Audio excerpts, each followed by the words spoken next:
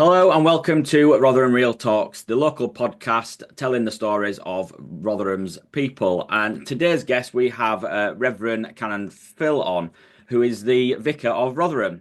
Hi, Phil. How are you? I'm very well, thank you. Thanks for having me on. No problem at all. Thank you for popping on and telling us all about the minister and what's coming up. So do you want to just dive in and introduce yourself? Let us everybody know how long you've been the Vicar of Rotherham, a little bit about the history of the Minster, etc. And then we'll go into more details later on. Cool, thank you. So as you correctly said, I'm Reverend Canon Phil Batchford, and Vicar of Rotherham Minster. But because the Minster is Rotherham's original parish church, so the first one, I'm also called the Vicar of Rotherham. I came just under 8 years ago, but I wasn't the vicar then. So they appointed me to be a pioneer community vicar to work alongside the then vicar with doing kind of community outreach and engagement and trying to help the church increasingly engage with the town. But for very genuine reasons, the vicar, I don't think it was because he'd appointed me, then announced he was retiring.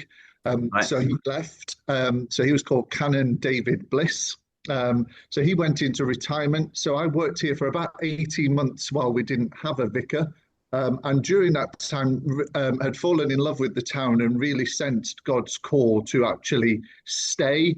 So when they advertised for the vicar post, I threw my hat in the ring and they appointed me. And I've been vicar now for just over 6 years. Brilliant. So the Minster is the original parish church, but it's not actually the original parish church building. So the site's been a site of Christian worship for over 1,000 years. But this is actually the third building, the one that's kind of behind my head. Right. Originally, there was a Saxon stone church that's recorded in the Domesday Book. The Normans knocked that down so that they could put their footprint on the place, and they built their own church. And then, a bit like McDonald's, they went large and they knocked most of the Norman church down, but just extended it in every possible direction. So the current building is the same sort of layout as the Norman church, it's just a lot bigger. And this one's about, I don't know, but it depends on which bit you're in, but it's between 500 and 600 years old. Oh wow, so there's plenty of history there. Oh yeah, it took them about 130 years to actually build it. So whoever Wow. started never saw the end. So that's what I mean by whichever bit you're in, it's either 500 or 600 years old. Wow. Yeah, I've not been into the minister for years. So I'm very interested in coming and having a quick look around at some point. I'm sure we can arrange that and definitely more about this abseil later on that you've got going on. So So I am encouraged. So you have been in the Minster before? yes, a few years ago. Because I still meet people that were born and bred in Rotherham that tell me that they've never been in. Slowly we're getting that number down, but hey ho, the wind and the rain. No, everyone knows where it is, and it's a very iconic building in town. And it's lovely on the nice days out on the green and around the boundaries of the minister. But yeah, it's definitely you can't miss it, can you? So it's just stepping through that door. That's all they need to do and go have a look around. Well, Um, actually, it's really interesting that you say that you can't miss it because even in the council's own planning department, the lines of sight to the Minster from across the town are a consideration when they're giving planning permission. So actually, the building is so iconic that even the council's current planning permission don't want to obliterate the view of it as you come in from different angles across the town. So yeah, yeah, it's all part of a piece. which makes massive sense because it's why would you not want to you don't want to block that view for everybody. So how has the minister evolved over this time, and what's the like main function for the Rotherham community? So Have you it been might, it there? might be helpful just to say we became a Minster in 2004. Right. So the title Minster is like an honorary title. It's a bit like an OBE for the actual church and the church building, and you get that if two or three factors all come into play. So one is that the building is historically significant, and so ours is. It's Yep. one of the most historically significant church buildings in the north of England. You also get it if it's in a prominent location, like a town centre. So we tick that next too. And it's also you get that honorary title if the town itself affords the church kind of an elevated status. So we're still a parish church, but we're also the civic church for the town, and people look upon it because it's the closest thing Rotherham's got to a cathedral. So because the people of the town afford the church that kind of status, the Church of England made us a minster in 2004. So that just gives you a bit of the background, but that's where the kind of role that the church plays in the town is it supports the life of the council. So actually last weekend, actually on Saturday, we hosted the civic service for the new mayor of Rotherham. So we had all the council and dignitaries from across the region as we celebrated the new mayor's term of office beginning. And that was a whole interfaith joyous occasion because our new mayor's a Muslim woman and the first Muslim woman we've ever had. But it was just great to host her and part of her faith community and all the kind of civic leaders. So that's all part of what we do. And we support things like Remembrance Sunday, which now happens in Clifton Park rather than in the Minster, but we're still involved in all of that. Okay. And then for the last few years, we've developed a lot of kind of community engagement and development work.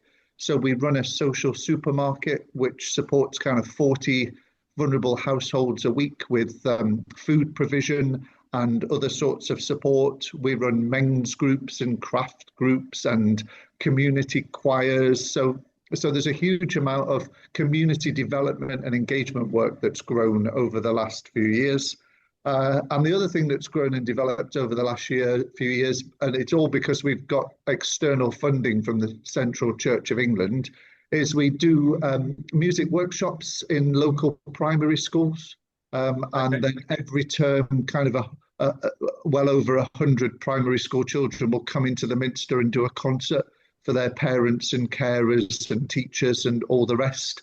And on the back of that, we've launched the children's section of the Minster Choir.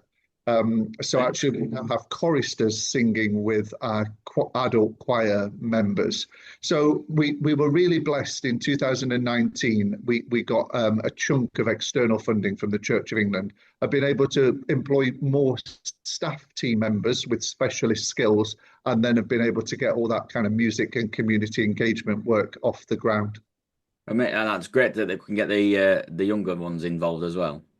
Oh, it's fab. When you come in and it's those end of term concerts, it's just a riot of joy. It's fabulous. Yeah, perfect. So shall we jump into what inspired the building Hope in the Heart of Rotherham Appeal and where that came about? Was that deliberate that you said jump in? I like that. Yeah, maybe. So it's all part of kind of what I've just talked about. So we've managed to grow all sorts of things over the last few years, including growing the actual congregation and the worshipping community that's part of the church. We've hosted some really big town-wide events. So I don't know whether you saw it, but we had a huge model of the moon suspended in the church building and got about 10,000 people through the building in just over a week. And we've currently got a big art installation hanging from the ceiling, which has been done by a female Hindu artist called Flowers of the Earth, which is just really impressive and beautiful. So people come in to see that. So with all that's been going on, the building's got busier and busier and busier. But we have 2 toilets. We're not as accessible internally as we would like to be. We're not as flexible internally as we would like to be. So in order to keep the growth and the momentum and to play our part in the kind of regeneration of the town centre, because the Minster as a building can contribute to that, we've decided we want to redevelop the inside of the building, which literally includes taking the Victorian pews out, relaying the floor with a much more cost-effective underfloor heating system, building in smaller meeting rooms, refurbishing a historic organ, and completely transforming the accessibility across the whole space, as well as putting in all new visual and audio resources so that we can kind of host all sorts of different events, concerts, services, and allow people to access it. So in order to do that, there was a small fundraising challenge, and that's where we launched the Building Hope in the Heart of Rotherham Appeal to try and raise the funds to be able to transform the inside of the building. Brilliant. So what's that target? What you trying to achieve? So the last estimate was 3 million, Wow. but unfortunately the government's just changed the rules on VAT relief for buildings like ours. So previously we could claim the VAT back on sort of major redevelopment or repairs, and now they've restricted it to a maximum claim of £25,000. So actually that's in total £125,000 worth of work in any 1 year. So 125 grand's worth of work or £3.5 million worth of work. So actually the bill for the redevelopment has just gone up by £500,000 with that one simple rule change. And we're not even there yet, and things are always going up year on year anyway. So realistically, to do all that we're envisaging to redevelop the inside of the building, we're looking at somewhere between 3 and 4 million. Wow. So there's lots of fundraising to do. So feel free to look down the back of your sofa, and anybody else that's listening, they can look down the back of their sofa too. Yeah. I keep looking down the back of mine, but my wife's always got there before me somehow, so that's just the way it is. Yes, I think my 6-year-old definitely found the pounds coins down the side of the sofa and under Dad's car seat. Falls out. He's the first one to grab any loose change. So that pulls in nicely into the Leap of Faith event that's coming up, which is obviously quite a daunting task for anyone who's going to get involved. But I say one that's going to help significantly, hopefully, towards those funds. So we launched our Building Hope in the Heart of Rotherham Appeal last year. And I don't know whether you saw it, but the Bishop of Sheffield joined me, and in clerical robes, we did this abseil from inside the bell tower, which on the picture behind me is kind of in the room behind the clocks, or just below the clocks. And then you come through a hole in the floor down into the body of the church. So you've got about 4 foot of wall in the hole, and then it's just free abseiling all the way down to the floor. So we did it to launch the appeal last year, and 1 or 2 others joined us on the day, but it was just a few. So a year on, we're doing the same exercise, but we've invited people that want to actually have a go to do it and to fundraise on our behalf. So we're asking people to aim to raise a minimum of £250. The whole thing's online. It's on our website. You can register through Just Giving, so you can kind of register your name to support, and then you can come along on the day and you actually get to abseil out of the bell tower and down into the church, which means you will get a view, if you can open your eyes, of the inside of the Minster that basically nobody else will have really ever had. Yes. So most people have seen it from the ground, but very few people have actually seen it suspended like Spider-Man from the ceiling. So it's a real unique experience for somebody who's like me, daft enough to do it.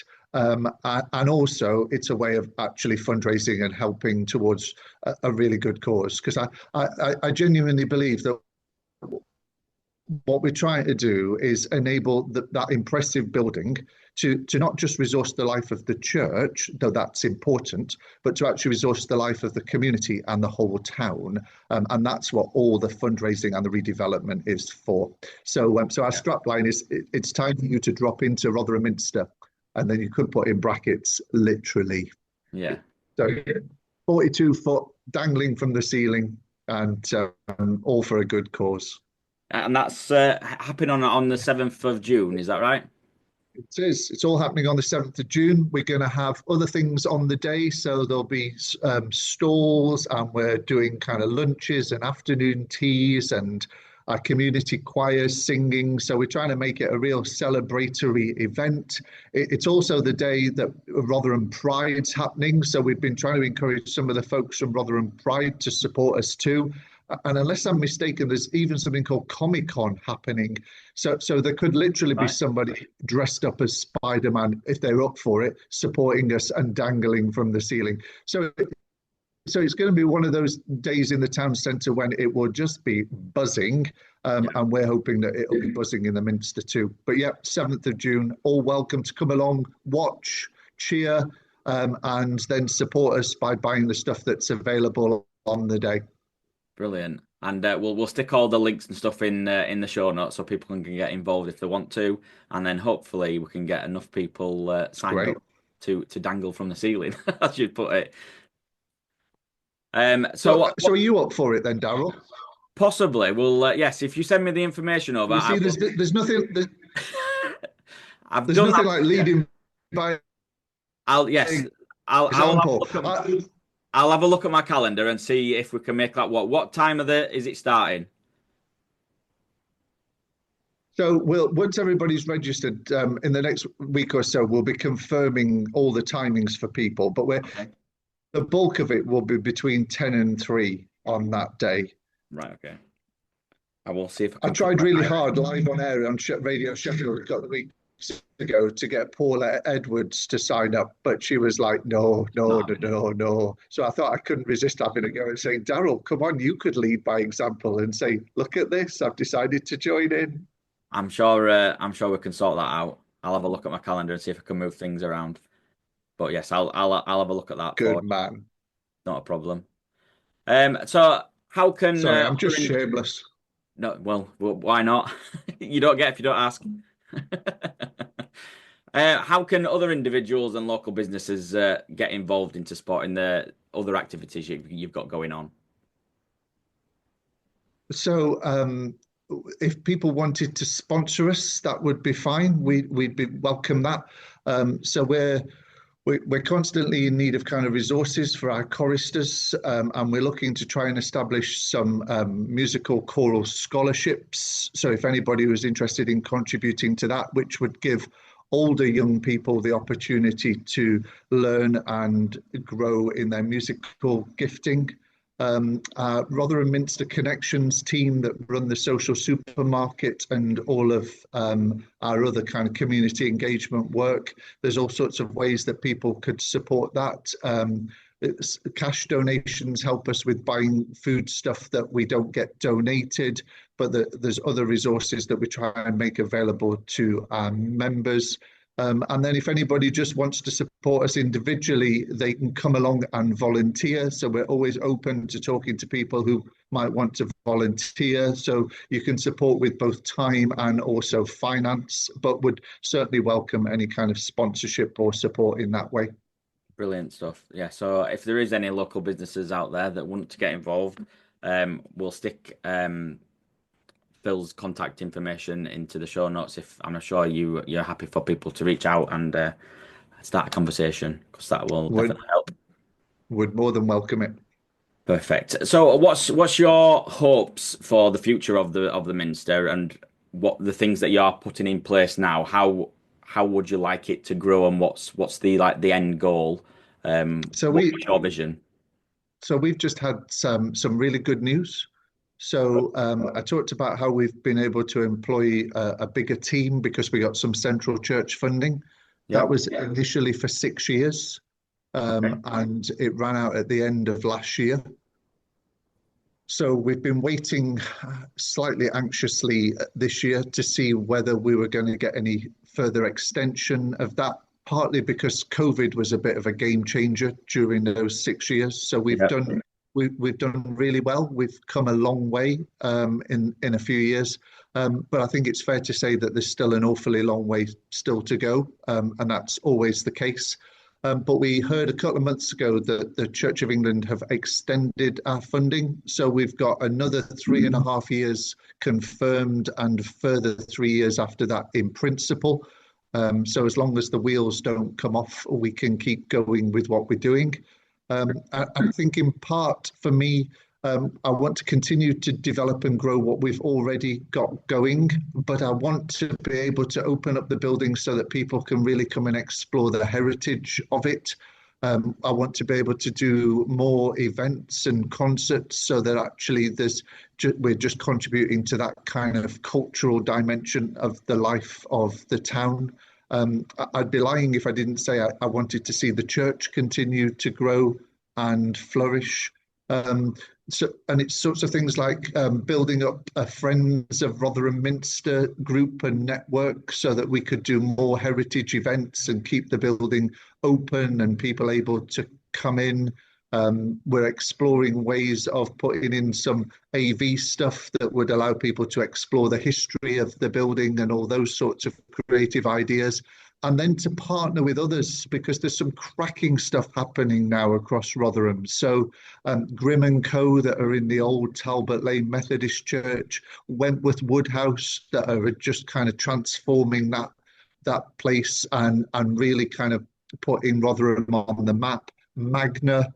So to actually partner with those big organisations that we could do kind of town-wide things where part A was in the Minster, part B was in Wentworth, part C was at Magna. So you're actually trying to draw people in and just really, really putting Rotherham back on the map. And for me, that's part of what this whole redevelopment is about, that we can actually be a partner within all of that.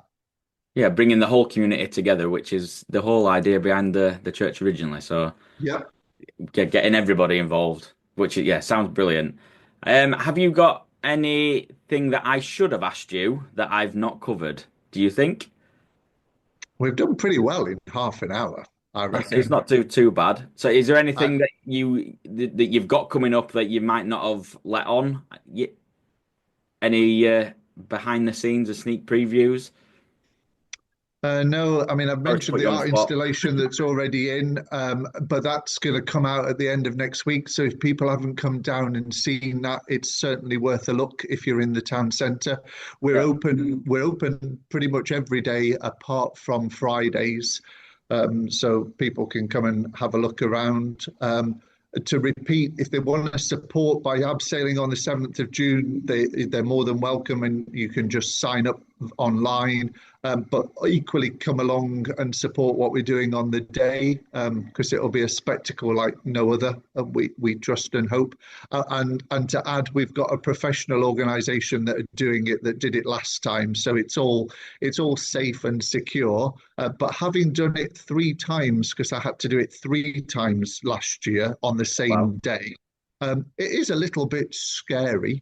And when the bishop said he wanted me to go first, he only regretted that when he saw how horrified I looked as I leaned back over the hole. But it's all what you do for your art. And then just keep an eye on our website. And if people want to friend us on Facebook, then that way you find out all about the different things that are coming up over the next few months. Yeah, again, I'll stick all the links for your social media and your website and stuff all into the show notes so everyone's got that information and be able to reach out for you. So yes, I think that wraps us up quite nicely. Thank you very much, Phil, for your time today. And then I look forward to seeing you dangling from the ceiling on the 7th. And then I look forward to you joining me. I'll be behind you. Good man. Cheers, Daryl. Thank you.